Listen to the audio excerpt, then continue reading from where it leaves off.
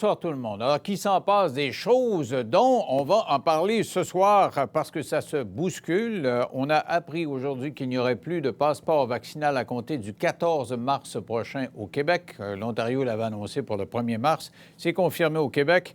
Et dès demain, dans les grandes surfaces, on n'aura plus besoin de passeport vaccinal. Alors, est-ce qu'on va trop vite? On en parlera. Prochaine dente, c'est une femme qui a réagi à une entrevue qu'on a réalisée sur nos ondes. C'est une femme qui était non vaccinée, qui était venue me parler et qui m'avait dit « Je ne peux pas avoir accès à mon mari qui se retrouve en RPA et je ne suis pas vaccinée. Pourtant, je fais tellement attention à moi, je ne suis pas un vecteur de transmission. » Alors, on a une femme qui, elle, est vaccinée, sa conjointe est vaccinée, elle est en cancer en phase avancée, elle va aborder les soins palliatifs et elle dit on est tous les deux vaccinés et elle ne peut pas venir parce que justement, il y a des non-vaccinés qui risquent d'être malades. Alors, il y aura des bémols par rapport à ce qu'on a entendu la semaine dernière. Justement, en parlant de personnes anti-vaccins et anti-mesures, il y aura une femme qui manifeste à Ottawa. Elle est allée à quelques reprises. Elle y retourne en fin de semaine parce qu'elle trouve que ça avance pas assez. Pourtant, on a l'impression que ça dégèle, qu'on commence à voir la lueur au bout du tunnel. Alors, pourquoi continuer de manifester? Pourquoi elle retourne là-bas? Et le prince Andrew, en Grande-Bretagne, une entente, en fait, un accord secret avec la femme qui disait avoir été agressée sexuellement à 3 reprises alors qu'elle était mineure. Donc, il lui donne éventuellement raison parce qu'il va signer un gros chèque et, d'après le Daily News, ce serait 7,5 millions de livres sterling. Alors, on parlera de ça tantôt. Donc, avant toute chose, débat sur les mesures d'urgence à Ottawa et dégel des mesures sanitaires. On en parle avec Frédéric Bérard et Gilles Proulx. Bonsoir à vous deux. Bonsoir. Alors, Gilles, content là, que finalement on puisse voir la lueur au bout du tunnel. À partir de demain, plus besoin à la Société des alcools du Québec de passeport vaccinal et le 14 mars prochain, il n'y en aura plus à nulle part. Ben oui, voilà, un petit bonbon par-ci, par-là. Et Legault, avec son feuilleton, parce qu'il revient en 3 semaines, comme un téléroman, son téléroman va être aussi long que les belles histoires des pays d'en haut, à nous annoncer à coups de bribes des petits morceaux par-ci, morceaux par-là. Alors là, il va peut-être nous donner la chance de ne pas avoir besoin de notre passeport, ou si on avait besoin, ça va être rien qu'une fois au lieu de 10 fois par jour. Tout ça, ce sont des entourloupettes, des tourniquettes, et encore une fois, pour nous habituer à la gymnastique qui va être à l'enseigne de la permanence, quoi que l'on veuille, bien que l'on atténue.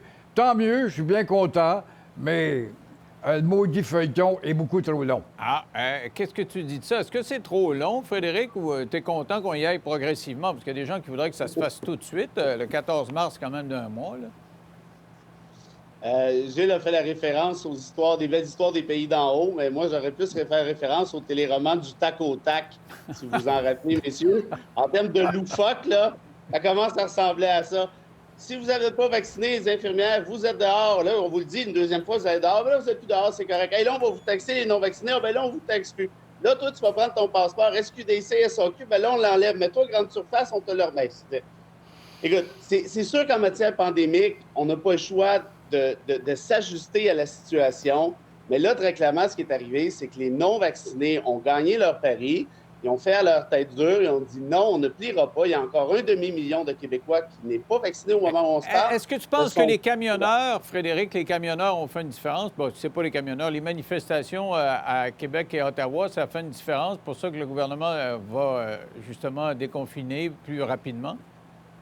Quand je parlais du tac au tac, là, je référais aussi au fait que quand toute cette gestion-là a été amateur, loufoque, depuis les 6 derniers mois à peu près, m'a été surtout basée sur une chose, Denis, c'est-à-dire les sondages.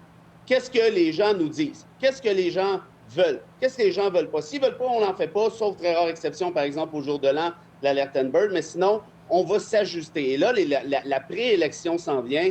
Il y a une partielle à Marie-Victorin. Le gouvernement Legault en a eu, à mon avis, a eu toute une surprise en voyant que son score est équivalent à celui du Parti québécois avec un candidat, Guy Nantel, qui se promène du NPD au Parti vert, au rhinocéros, puis en veux-tu. Fait que là, il s'est dit, oh, là, clairement, là, il y a une portion de la population qui ne veut plus rien savoir de nous, alors que cette portion-là était acquise. Donc, on essaie d'assouplir pour faire plaisir, justement, à cette portion en question.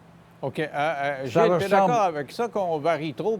C'est parce qu'il évolue, là. Oui. Omicron, c'est pas la même chose que Delta, là. Vous avez l'air à dire qu'il aurait fallu prendre les mêmes mesures pendant 2 ans tout le temps, puis jamais les ajuster. C'est ça qui aurait été Niorchon. C'est d'éradiquer ou pas. Alors là, oui, moi, je suis tout à fait d'accord avec mon ami constitutionnaliste. Pour une fois, 100 mur à mur avec lui, parce que Trudeau, tu remarqueras, qu'il a dit, nous, on est des gens bien au Québec, les camionneurs peuvent venir, ça va être civilisé notre affaire.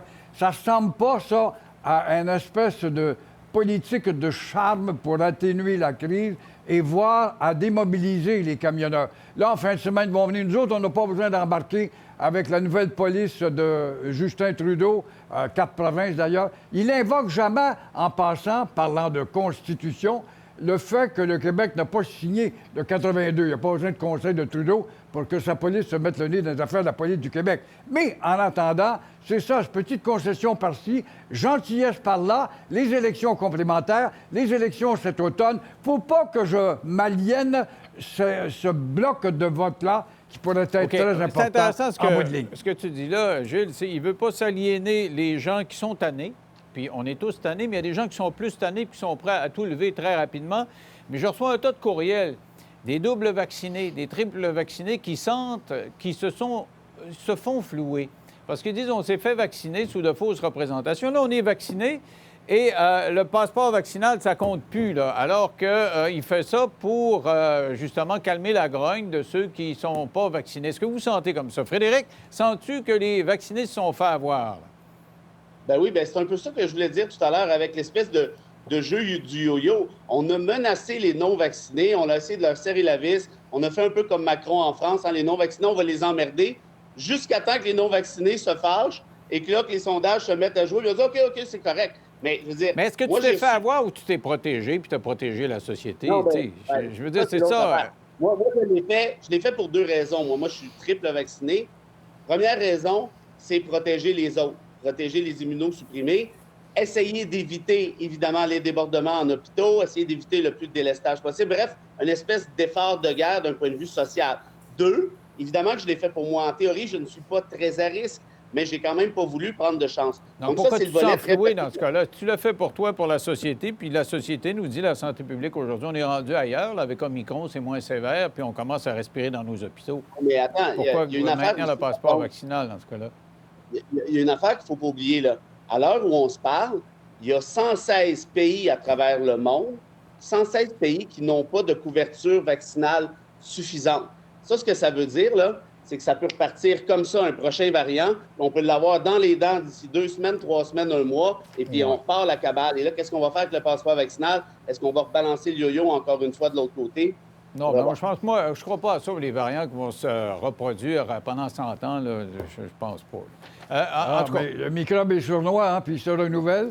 Alors, on donnera encore une conférence, mais on va poursuivre le grand feuilleton, non plus des belles histoires des pays d'en haut, parce qu'on a battu le record. On ne fera pas de débat scientifique, on n'a pas de scientifique personne, mais Richard Béliveau, il dit que c'est quand même toujours un coronavirus. Il ne peut pas devenir un lion.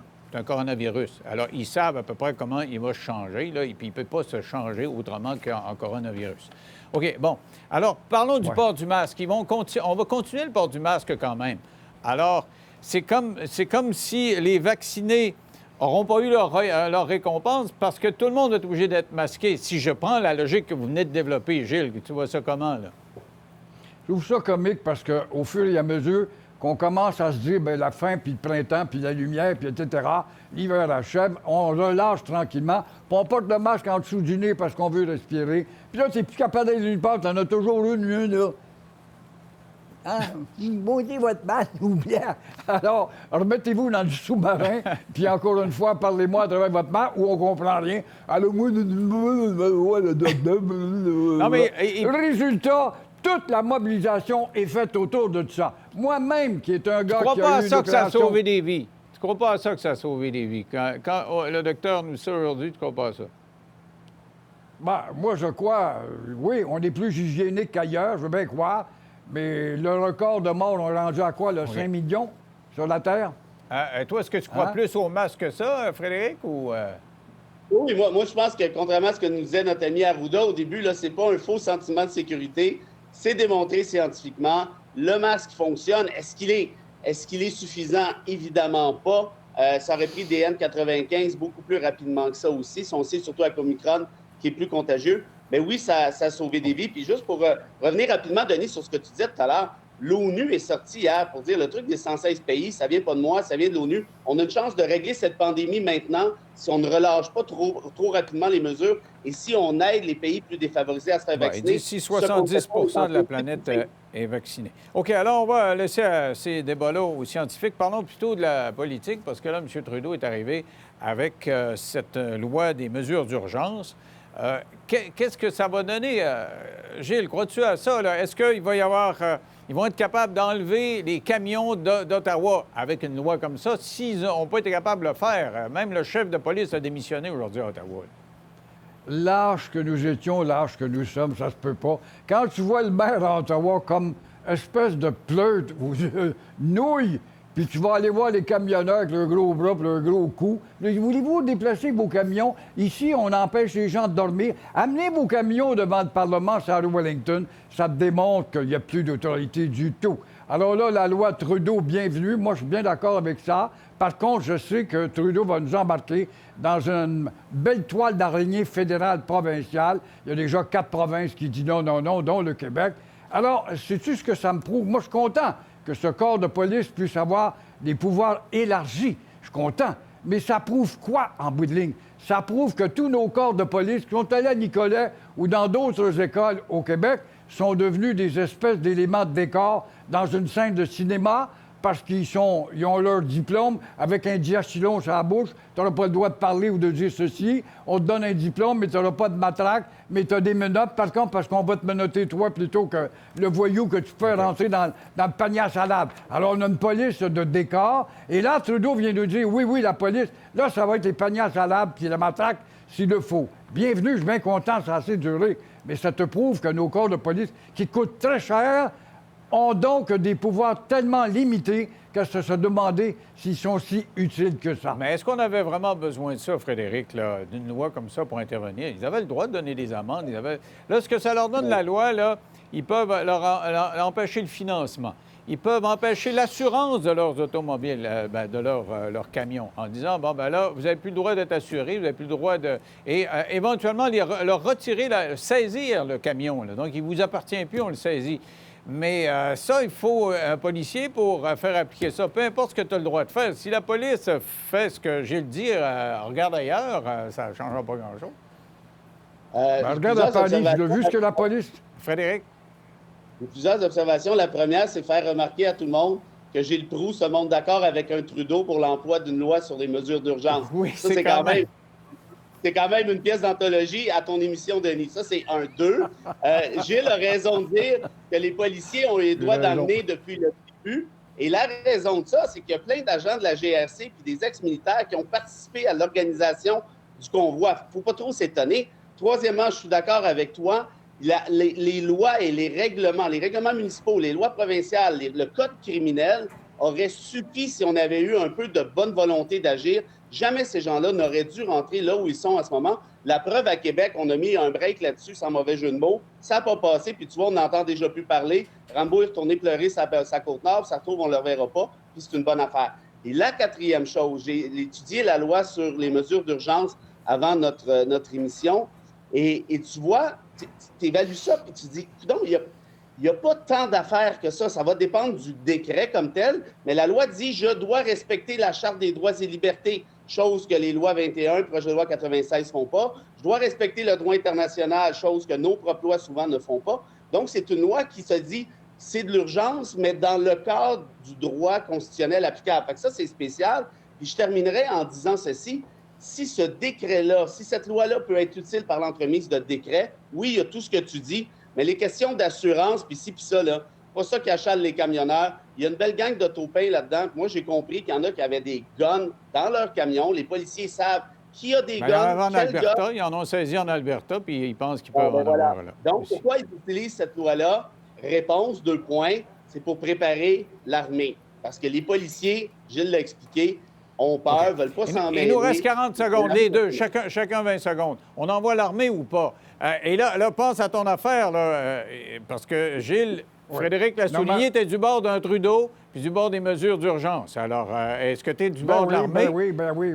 La loi Trudeau dit, voici à la police provinciale ce que vous devriez être et arrêtez de vous foutre des règles, puis de la morale, puis de la peur, puis de marcher entre les... Non, je veux pas voir l'armée, mais je veux voir comme hier, la police montée, par exemple, en Alberta, qui est allée fouiller dans 3 camions. Il devait en avoir une trentaine, une quarantaine. Je serais bien curieux de savoir si on avait fouillé dans tous les camions en remorque, si on n'aurait pas trouvé, par exemple, beaucoup plus que l'arsenal qui va s'en aller quelque part dans nos milieux, nous autres. Tu as 10 secondes pour l'armée. Qu'est-ce que tu dis de ça, Frédéric?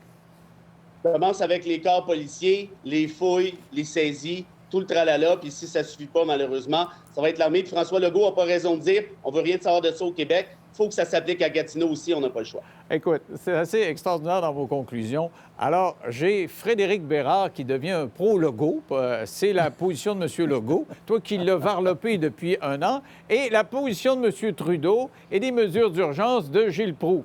Aïe, Gilles, qui, pendant octobre, disait « ça n'a pas de bon sens, Pierre-Éliott Trudeau, les mesures. » Je ne sais plus dans quel monde on est. C'est fucké, passez-moi l'expression latine. Merci à vous deux d'avoir participé à l'émission. Il est temps de mettre fin au confinement, là, ça marche plus. Faut que ça arrête. Merci à vous deux. Restez là au retour. Alors, on aura les 2 prochains segments. Dans un segment, c'est une femme qui est vaccinée. Sa conjointe est vaccinée. Elle a le cancer à un stade avancé et sa conjointe ne peut pas l'accompagner. Elle réagit au fait qu'une non-vaccinée est venue dire « ça n'a pas de bon sens, moi je suis proche aidante puis je ne peux pas aider mon mari ». Elle veut mettre des bémols là-dessus. Et nous aurons après coup une non-vaccinée qui retourne manifester à Ottawa et elle va nous dire pourquoi, compte tenu du fait qu'on est en train d'abandonner un grand pas des mesures sanitaires dans 3 minutes après la pause.